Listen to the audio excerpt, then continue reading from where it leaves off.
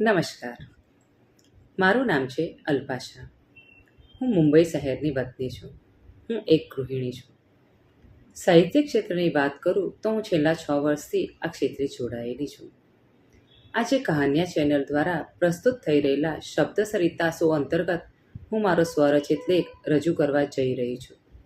તો આશા છે આપ આ મારી રચનાને માણશો. મારા લેખનો વિષય છે ટોક્સિક રિલેશનશિપ. સંબંધો લાગણી, પ્રેમ અને જતનથી જળવાય છે અને જીવાય છે.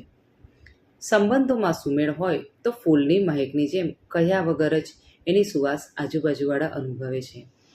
સંબંધો લાગણીના નાજુક દોરાથી બંધાયેલા હોય, સહેજ પણ લાગણી દુભાય તો તૂટતા વાર નથી લાગતી. ઘણીવાર બહારથી સારા લાગતા સંબંધો અંદરથી કોરાઈ ગયેલા બોધા હોય છે. જ્યાં સુધી પરસ્પર વિશ્વાસ અને અંતરથી જીવાય ત્યાં સુધી આ સંબંધોમાં કોઈ વાંધો નથી આવતો. ઘણા સંબંધો ટોક્સિક બની જાય છે. આ સંબંધોનું ઝેર શંકરની જેમ ના ગળી શકાય ના બહાર કાઢી શકાય એવું હોય છે. જ્યારે સંબંધોમાં આધિપત્ય જમાવા જાઓ ત્યારે વાત વણસે છે. પતિ પત્નીના સંબંધોમાં એકબીજાને સમજવું જરૂરી છે, પણ તમે જીવનસાથીને જ્યારે રૂલ કરવા માંગો છો ત્યારે સામેવાળું પાત્ર અંદરથી તૂટી જાય છે. એ સંબંધ નિભાવવા ખાતર નિભાવે છે, પણ તમારા આવા વ્યવહારથી ખુશ રહી નથી શકતો. કોઈ પણ વ્યક્તિ પરફેક્ટ હોતું નથી. એને પરફેક્ટ બનાવવાની કોશિશ પણ ના કરવી જોઈએ. પ્રેમ હોય તો એ જેવી છે એવી સ્વીકારવી જોઈએ. ઘણા દાંપત્ય જીવન જોયા છે જેમાં પતિ કે પત્ની પોતાના જીવનસાથીને એ કહે એમ જ કરવાનું એવું દબાણ કરે છે. જો જીવનસાથી ના કરે તો ઝઘડો કરે અથવા અપમાન કરે. સામેવાળું પાત્ર જો સમજદાર હોય તો કંકાસ ટાળવા ચૂપ રહે છે, પણ મનમાં તમારા પ્રત્યે આક્રોશ હોય જ છે. પોતે ત્રાસ આપે છતાં સાબિત એવું કરે કે તમે એને ત્રાસ આપો છો. એ તમારી સાથે જીવી તમારી પર ઉપકાર કરે છે. ઘણા પતિને આદત હોય છે કે પત્ની પોતાની રીતે કાંઈ પણ કરે એમાં ટોકવાનું. એ તમારું સારું દેખાવા જ આ કરે છે, છતાં પણ પોતાના મનનું વિરુદ્ધ થતાં પતિ ઉકળી જાય છે. ઘણા પતિનો એવો આગ્રહ હોય છે કે હું કહું એમ જ પત્નીએ પરિવારજનો સાથે વ્યવહાર કરવાનો. તમારી પત્નીને પણ સારા ખોટાની ખબર પડે છે. હા, તમારા વિચારો દર્શાવી શકો, પણ પત્નીને તમે ઈચ્છો એવું વર્તન કરવા મજબૂર ના કરી શકો. એને ક્યાંય પણ જવું હોય તો તમને પૂછ્યા વગર જઈ ના શકે એ હદે એની પર જોખમી ના કરાય. દરેક વ્યક્તિને પોતાના સ્વતંત્ર વિચારો હોય છે. તમે એની સાથે બેસી ચર્ચા કરી પછી નિર્ણય લઈ શકો, પણ સામેવાળાને મોકો આપ્યા વગર તમે ઈચ્છો એ વર્તન કરે એવી આશા રાખવી ખોટી છે. આવા ટોક્સિક લોકો એવું જતાવે છે કે એ પોતાના જીવનસાથીને બહુ પ્રેમ કરે છે, એટલે આટલું બધું ધ્યાન રાખે છે.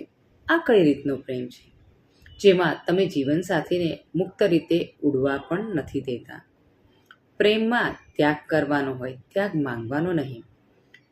તમને એટલો જ પ્રેમ હોય તો તમારે પ્રિય પાત્રને સમજવાનું હોય, નહીં કે ઘડી ઘડી જતાવવાનું કે મારો પ્રેમ કેટલો ગહન છે. આ ટોક્સિકને તમારા સંબંધોને તોડી નાખે છે. માનસિક શાંતિ તમે પણ ગુમાવો છો અને સામેવાળાની પણ શાંતિ છીનવાઈ જાય છે. ટોક્સિક લોકોને એમ લાગે છે કે એ છે તો જ એના પરિવારજનો જીવી શકે છે, પણ હકીકતમાં આવા લોકોની ગેરહાજરીમાં શાંતિનો અનુભવ થાય છે, રાહત વર્તાય છે. ઘણી મમ્મીઓ પણ ઘણીવાર ટોક્સિક બની બાળકોને મારે છે, સજા ફટકારે છે. માતા બનો એટલે બાળકોને ધમકાવવાનો પરવાનો નથી મળતો. તમારે પણ સંતાનોને સમજી અને વિશ્વાસમાં લઈ પછી તમારી વાત રજૂ કરવી જોઈએ. તમે સંતાનોનું સારું જ ઈચ્છો છો, પણ આ સંબંધમાં જો હુકમી ચલાવી ના જ લેવાય. ઘણીવાર આવી ટોક્સિક મમ્મીઓ પોતાનું ફ્રસ્ટ્રેશન બાળકો પર કાઢે છે, જે યોગ્ય નથી. આવું બધું કરવાથી તમે સામેવાળી વ્યક્તિની લાગણી નહીં મેળવી શકો. ઉલટું તમે એની નજરમાંથી ઉતરી જશો. જે વાત પ્રેમમાં છે એ દાદાગીરીમાં નથી. આવા ટોક્સિક સંબંધોથી કંટાળી ઘણીવાર ઘણા આપઘાત કરી લે છે. ડિપ્રેશનમાં ચાલ્યા જાય છે. ભારતમાં 80% લોકો આવા કેસમાં સંબંધો ખેંચી મન મારીને જીવે છે. ઘણી સ્ત્રીઓ આવા સંબંધોમાં પોતાનું સ્વતંત્ર વ્યક્તિત્વ ખોઈ બેસે છે. માટે આવા સંબંધોને અલવિદા કહી પોતાની જાત સાથે જીવતા શીખો. જીવન ખૂબ જ અમૂલ્ય છે, એને બીજા માટે થઈ આમ ના વેડફો. આવા સંબંધોનો અંત લાવવો જ યોગ્ય છે. દાંપત્ય જીવનમાં તો આવું જરા પણ ના ચલાવાય. જે સંબંધ પ્રેમથી સિંચવાનો હોય એને ઝેરની અસરથી દૂર રાખો. પોતે જીવો અને બીજાને જીવવા દો.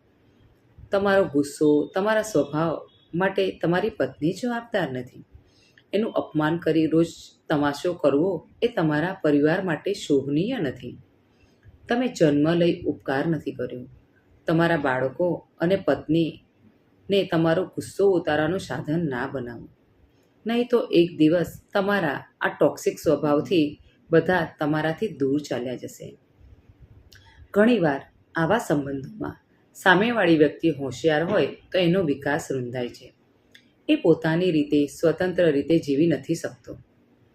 તમારા આવા સ્વભાવના લીધે સતત તાણમાં રહે છે. આવા ટોક્સિક સંબંધોથી દૂર રહેવું જ સમજદારી છે. તો મિત્રો, આપને મારી આ રચના ગમી હશે.